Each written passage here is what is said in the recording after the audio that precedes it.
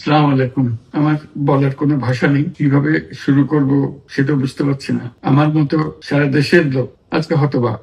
এরকম একটা কাণ্ড হতে পারে আমরা কেউ কল্পনা করিনি, কারো ধারণার মধ্যে ছিল, কিন্তু এই অবিশ্বাস্য জিনিস আমাদেরকে হঠাৎ করে গ্রহণ করতে হয়েছে। মাইলস্টোন স্কুল এন্ড কলেজের যে দুর্ঘটনা, প্রশিক্ষণ বিমান বিধ্বস্ত হয়ে এই কচি শিশুদের উপরে ঝাঁপিয়ে পড়লো, আগুনে পুড়ে মরলো। মা বাপদের আমরা কি জবাব দেব, কি বলবো তাদেরকে? আমরা নিজেদেরকে তো জবাব দিতে পারছি না। অজানা শিশুদের মুখ সবার চোখে ভেসে উঠছে। সারা জাতি হতভম্ব বা ক্রুদ্ধ। শোকাহত বললে খুব কম বলা হবে।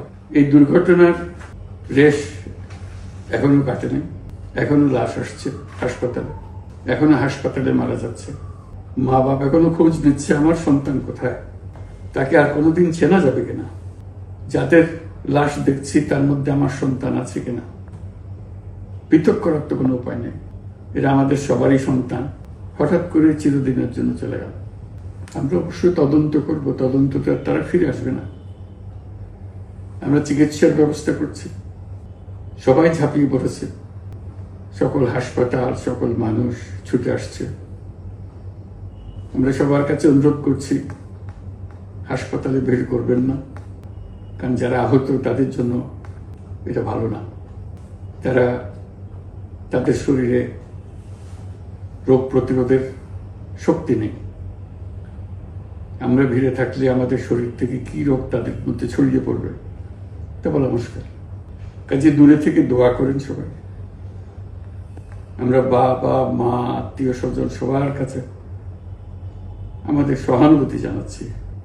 বাংলাদেশের যত সন্তান আছে সবাই আপনাদের সন্তান। আমরা নিজেদের মনকে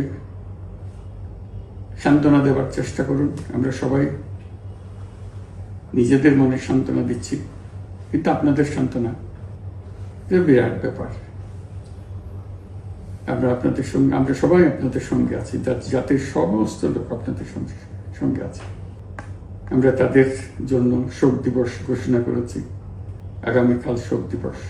আমরা সবাই মিলে তাদের কথা স্মরণ করব, তাদের আত্মার শান্তি কামনা করব। আজকে থেকে সবাই তাদের আত্মার জন্য, তাদের রুহের জন্য মাগফিরাত কামনা করব। আল্লাহ আপনাদেরকে শান্তি দিন। আমাদের জাতির সবাইকে, যারা এই দুর্ঘটনায় বিধ্বস্ত, সবাইকে আল্লাহ শান্তি দিন। তাদের জন্য দেশবাসী সবাই আমরা দোয়া করছি। আল্লাহ এই শিশুদের জান্নাতবাসী করুন। খুদা হাফেজ।